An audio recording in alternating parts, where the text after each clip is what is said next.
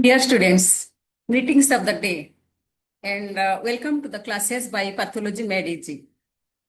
In my first class on giant cells in pathology, I got an overwhelming response from you all. And with that, a request to have more of such lessons.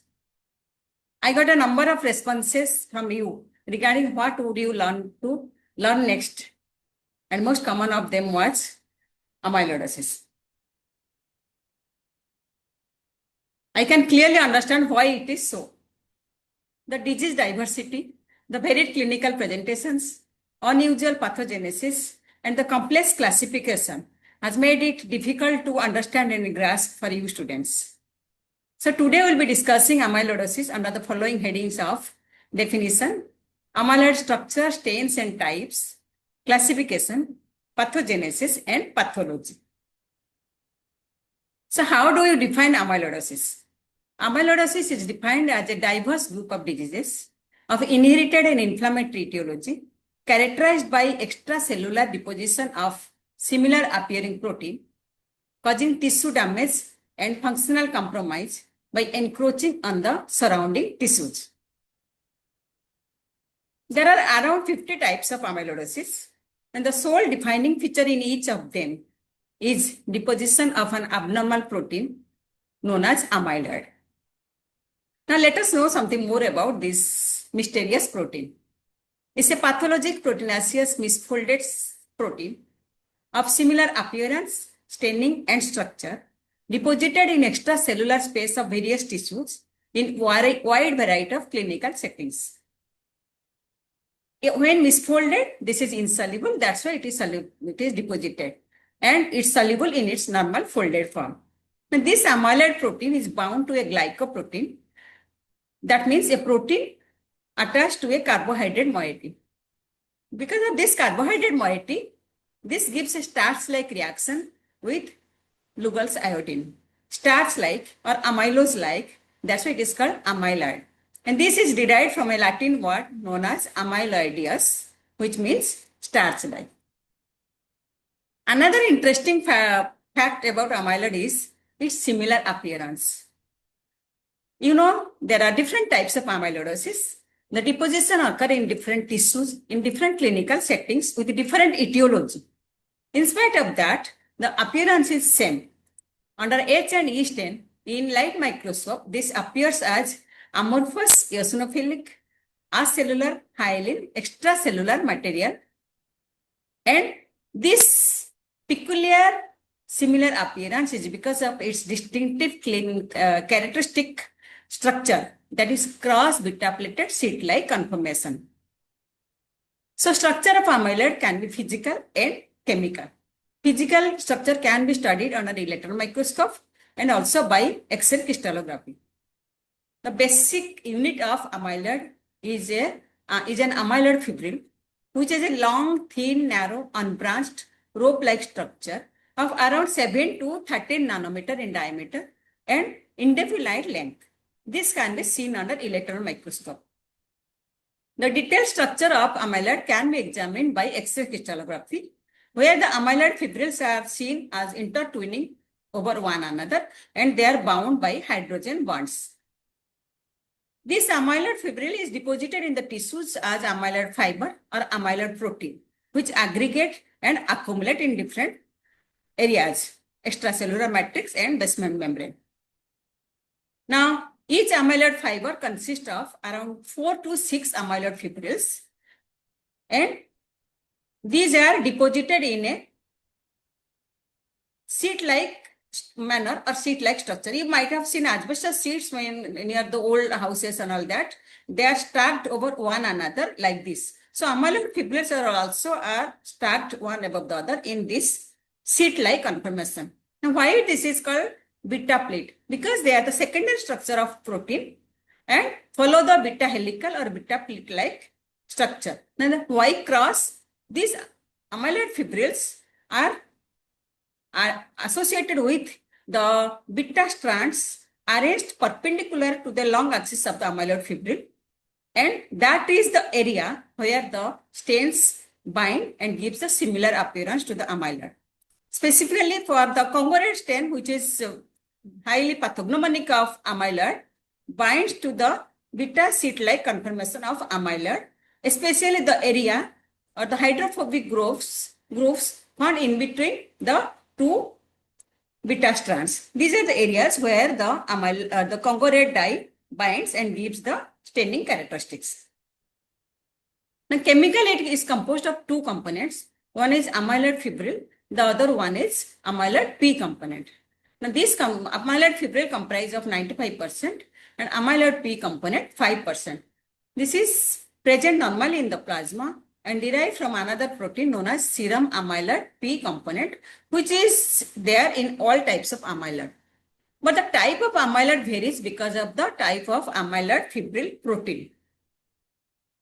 Depending on the etiology, the type of amyloid deposited, they are divided into three major and many minor types by the WHO IUIS. IUIS stands for International Union of Immunological Society. The major types are AL, AA, and A beta type. The minor types are beta 2 microglobulin, ATTR, prion, amyloid calcitonin, amyloid insulin, and amyloid islet polypeptide. So these are the different types of amyloid which are important. The major types, like I told, come to the AL type or amyloid light chain type. This is derived from an immunoglobulin light chain, which is produced by the monoclonal proliferation of the abnormal plasma cells, which produce the unpaired immunoglobulin light cells, mostly of the lambda type, rarely kappa type. The diseases associated with this type is multiple myeloma and monoclonal gammopathies, and the protein is deposited in heart, kidney, liver, and nerves. This is the most common type of amyloid and also most dangerous one. Now, amyloid associated protein is distinctive than amyloid light chain, that it is derived from a non-immunoglobulin protein, and that protein is larger than this amyloid associated protein known as serum amyloid associated protein, which is synthesized in the liver in inflammatory conditions by the acute phase response and stimulated by cytokines like interleukin 1 and interleukin 6. They are deposited in the kidney, liver, and spleen. And the diseases associated with this amyloid associated type of amyloidosis are inflammatory conditions like rheumatoid arthritis, ankylosing spondylitis, inflammatory bowel disease, both Crohn's disease and ulcerative colitis, and some tumors like RCC and Hodgkin's disease. Earlier, they were associated with tuberculosis, bronchiectasis, and chronic osteomyelitis, which are nowadays not seen. And there is another type of amyloidosis known as familial Mediterranean fever, where the protein deposited is again of AA type, and this causes serositis and arthritis, like peritonitis and pleuritis and arthritis. The third major category of amyloid is beta amyloid protein. This is derived from another larger protein known as amyloid precursor protein, which misfold and aggregate as insoluble amyloid proteins. This is synthesized from a transmembrane glycoprotein, and these are found in the cerebral plaques and the vascular wall of the middle cerebral vessels in Alzheimer's disease. And the deposition is seen in the nervous system, where it causes tissue damage and organ dysfunction. ATTR, or amyloid transthyretin.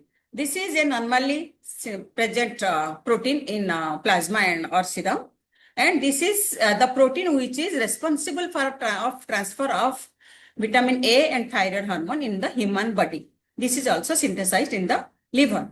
They are found in two forms. One is mutant TTR and another one is normal TTR. Now, mutant TTR causes a amyloidosis known as familial amyloidotic polyneuropathies, where the deposition occurs in the nerves. And the normal wild type or the normal type TTR causes a disease known as senile cerebral amyloidosis, senile cerebral amyloidosis. Earlier it was known as senile cardiac amyloidosis because it was seen in the heart of aging individuals, and the deposition occurs in the heart. Beta-2 microglobulin, you might be remembering from your immunology classes that beta-2 microglobulin is a component of class 1 molecule which is normally present in human body. They are deposited in patients who undergo long-term hemodialysis because of chronic renal failure. This beta-2 microglobulin is not filtered in the dialysis filter membrane. So they are deposited in the urine and serum and mostly in the osteoarticular tissue like joints, ligament, tendon and muscle. Now, since the sole defining picture and the diagnosis of amyloidosis depends on the detection of the amyloid in the tissues, naturally this is of utmost importance to diagnose amyloid in the tissues. And I have told you about the physical findings which you can see in the latent microscopy and X-ray crystallography. Now, by light microscopical, we can demonstrate deposition of amyloid by H and E stain where it appears as the eosinophilic amorphous substance. And we can expose the amyloid to iodine stain both grossly and microscopically, where it takes a mahogany brown or a reddish brown color. And after application of sulfuric acid, this looks dark green or green blue in color.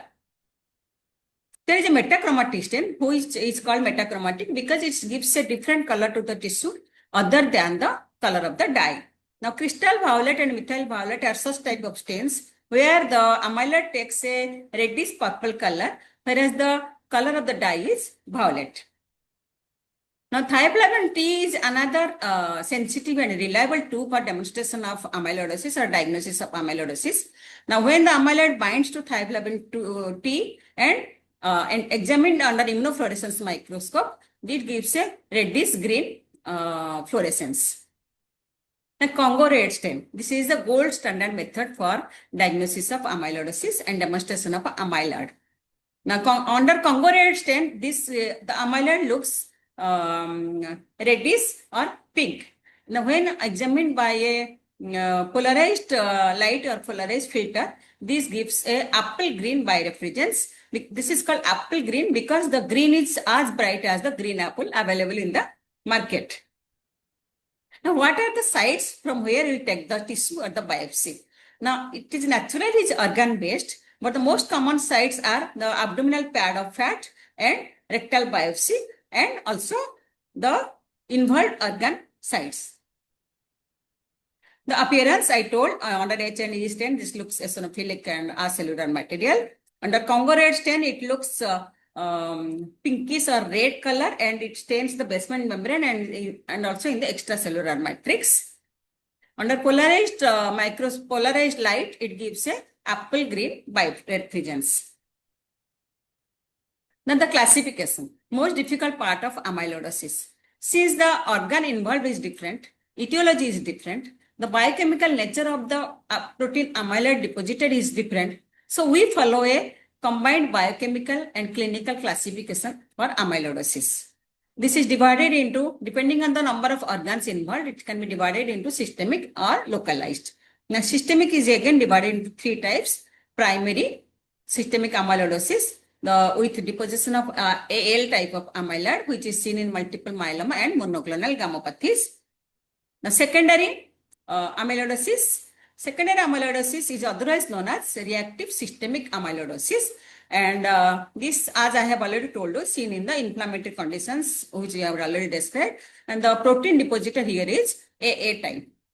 Here I have included another amyloidosis known as hemodialysis associated amyloidosis. Why I have put it under secondary? Because this is secondary to long-term hemodialysis seen in chronic renal failure cases. And here the material deposited is beta-2 microglobulin. The third category under systemic amyloidosis is familial or heredofamilial amyloidosis, where we have two entities depending on the genetic transmission, the etiology or the type of protein deposited, and the geographic distribution. Now, coming to familial Mediterranean fever, this is seen in people of Jewish and Arabian origin. This is autosomal recessive in nature, and the protein deposited is of AA type. Now, Here, the clinical pictures depend on the serositis seen in these patients, also sometimes arthritis. Now, the second one is familial amyloid polyneuropathies, which is seen in different parts of the world. This is autosomal dominant in transmission, and the protein deposited is mutant type of transthyretin molecule. Now, few words about the localized amyloidosis. I have already told you about Alzheimer's disease, where the beta amyloid is deposited in the cerebral plaques and the middle cerebral artery vascular walls. Then senile cardiac amyloidosis, where the normal TTR is deposited, causing amyloidosis in the heart. We come to endocrine amyloidosis. Out of them, most important is the amyloid calcitonin, which is synthesized by the parafollicular cells of the thyroid, and it is deposited in the thyroid in medullary carcinoma. There it can be a diagnostic clue for diagnosing medullary carcinoma. There is one entity called amyloid insulin, which is seen in the diabetes patients at the site of the insulin injection, which is known as insulin ball. Now, I told you also about amyloid, islet amyloid polypeptide, which is seen in pancreas, and they are deposited in pancreas. Pathogenesis of the amyloidosis, naturally you now can understand that it will be different depending on the different etiology. You can very well imagine how the pathogenesis will be in different conditions. But here I will tell you the basic steps of pathogenesis, which you can apply to the different conditions you have been asked for. So the first step in this is increased amount of deposition of amyloid precursor protein, which comes from either increased synthesis of abnormal protein or mutations of the protein synthesized. Whatever may be the cause, we have an excess amount of amyloid precursor protein, which is localized into different tissues depending on the site where it is synthesized, its size, the charges. And this is exposed to the altered basement membrane protein material and also some amyloid enhancing factors, which can be the point mutations, acidic pH, metals, glycosaminoglycans, anionic liquids, high hydrostatic pressure, and post-translational modifications. Now, because of all these, the proteins get misfolded. Once misfolded, this is insoluble, I have already told you. Now, these misfolded proteins undergo proteolysis or repeated proteolysis, where they get that sheet-like conformation, and they form that long, thin, rope-like narrow structures known as amyloid fibrils. Finally, they deposit, they aggregate, and they deposit in the different tissue lie as amyloid peptides. Now, pathology, the organ involved can be different. It can be kidney, spleen, liver, heart, skin, blood vessels, thyroid, or adrenal. In adrenal, there is one condition called pheochromocytoma, where this amyloid can be deposited. Grossly, the organs are usually enlarged, far, waxy, and pale on cross-section. In heart, the chamber walls become stiff and the chamber cavity becomes small in size. In spleen, we have two facilitating terms known as sago spleen and Ladacious spleen. Sago spleen is the one where the amyloid is deposited in the different lymphoid follicles or in the white pulps. This is a tapioca-like appearance. That's why it is called sago spleen. And Ladacious spleen, where the amyloid is deposited in the sinusoids and it gives a Ladacious-like appearance, a serpentine-like appearance. Microscopically, I have already discussed how amyloid looks like. And in addition to that, we will also get disruption of the architecture of the surrounding tissue because it encroaches on them and cause functional compromise. So we have finished amyloidosis. I think it will be easy for you now to remember. The interesting facts about amyloidosis, which you can remember are, this is not a single entity, rather a heterogeneous group of diseases characterized by deposition of a misfolded insoluble protein of similar appearance, staining, and structure. These are of many types and deposited in various organs in different clinical settings. This has a complex biochemical clinical classification, which I already discussed, and diagnosis is difficult. And the sole defining feature in everything is the deposition of the abnormal protein known as amyloid. Now, I will ask you this question. What are the neoplasms, which might come as a MCQ for you? What are the neoplasms with amyloid? These are there. So Hodgkin's disease or lymphoma, renal cell carcinoma, medullary carcinoma of thyroid, islet cell tumor of pancreas, pheochromocytoma. You can also see some other conditions you may get. You can add to this list. So I believe you have clearly understand amyloidosis, and now you can remember and reproduce it in your examinations. And so students, thank you for patient hearing and all the best to you. Thanks.